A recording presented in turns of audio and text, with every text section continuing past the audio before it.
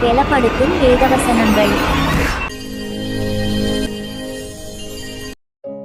தேவபிள்ளைகளின் வாழ்வில் சில கஷ்டங்கள், பயங்கள் வரும்போது அவர்களுக்குள் சோர்வுகள், அவிசுவாசம் போன்றவை வருகிறது.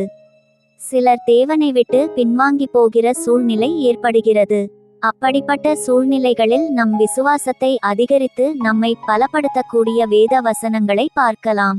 இந்த வேதவசனங்களை அறிக்கை செய்து அற்புதங்களை பெறுவோம். நான் வெட்கப்படுகிறதில்லை, ஏனென்றால் நான் விசுவாசித்திருக்கிறவர் இன்னார் என்று அறிவேன். நான் அவரிடத்தில் ஒப்பு கொடுத்ததை அவர் அந்நாள் வரைக்கும் காத்து கொள்ள வல்லவராயிருக்கிறாரென்று நிச்சயித்துமிருக்கிறேன். நாங்கள் எப்பக்கத்திலும் நெருக்கப்பட்டும் ஒடுங்கி போகிறதில்லை, கலக்கமடைந்தும் மனமுறிவடைகிறதில்லை, துன்பப்படுத்தப்பட்டும் கைவிடப்படுகிறதில்லை, கீழே தள்ளப்பட்டும் மடிந்து போகிறதில்லை. நான் சாவாமல் பிழைத்திருந்து கர்த்தருடைய செய்கைகளை விவரிப்பேன். என் சத்துருவே, எனக்கு விரோதமாய் சந்தோஷப்படாதே. நான் விழுந்தாலும் எழுந்திருப்பேன். நான் இருளிலே உட்கார்ந்தால் கர்த்தர் எனக்கு வெளிச்சமாயிருப்பார். கர்த்தர் என் வெளிச்சமும் என் இரட்சிப்புமானவர், யாருக்கு பயப்படுவேன்? கர்த்தர் என் ஜீவனின் பெலனானவர், யாருக்கு அஞ்சுவேன்?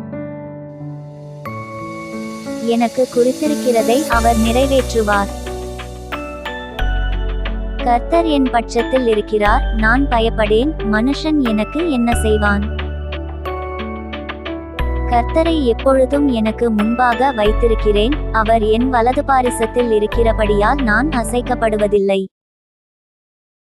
எனக்கு விரோதமாக சுற்றிலும் படையெடுத்து வருகிற 10,000 பேருக்கும் நான் பயப்படேன். தேவனை நம்பியிருக்கிறேன், நான் பயப்படேன். மனுஷன் எனக்கு என்ன செய்வான்?